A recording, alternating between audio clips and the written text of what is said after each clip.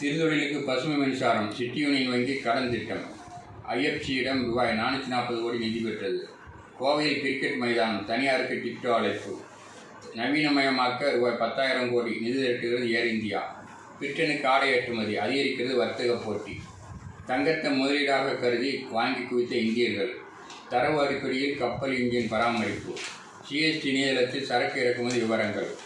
மருத்துவ காப்பீடு தேவை 38% அதிகரிப்பு. லாஜிஸ்டிக்ஸ் துறையில் ஏகபோக ஆபத்து. பொறியியல் பொருட்கள் ஏற்றுமதி செப்டம்பரில் சற்றே உயர்ந்தது.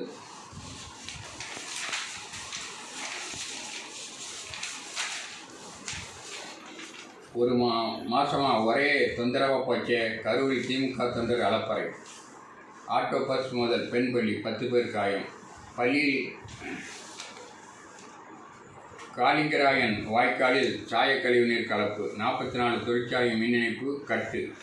ராமேஸ்வரத்தில் அதிகம் கிடைத்த முண்டக்கண்ணி மீன்களால் மகிழ்ச்சி. 2 குழந்தைகளை கொன்று தந்தையும் தற்கொலை. லிப்ட் பொருத்தும் பணியில் இன்ஜினியர் உடல் நசுங்கி சாவு. வன்னியர் சங்க நிர்வாகி கொலை. 9 பேருக்கு ஆயுள். அரசு பள்ளி முன் பெட்ரோல் குண்டு வீசிய மாணவர்கள். நாங்களே நேரில் ஆய்வுக்கு வருவோம். ஆக்கிரமிப்பு வழக்கில் நீதிபதிகள் அதிரடி.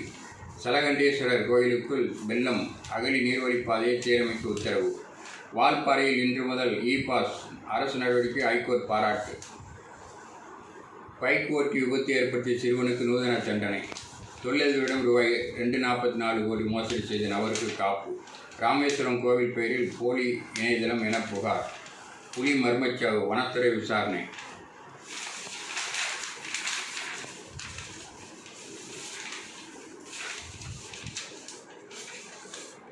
சரிந்தது இந்தியா பேட்டிங். அபிஷேக் ஆறுதல் அரசதம். இந்திய அணிக்கு இந்திய பெண்கள் அணிக்கு பாராட்டு. ஜெமிமா பேச்சு தொடருமா? ஆசிய பசிபிக் கூட்டமைப்பு உச்சி மாநாடு புறக்கணித்தார் ட்ரம்ப். கவனம் பெற்றார் சீன அதிபர்.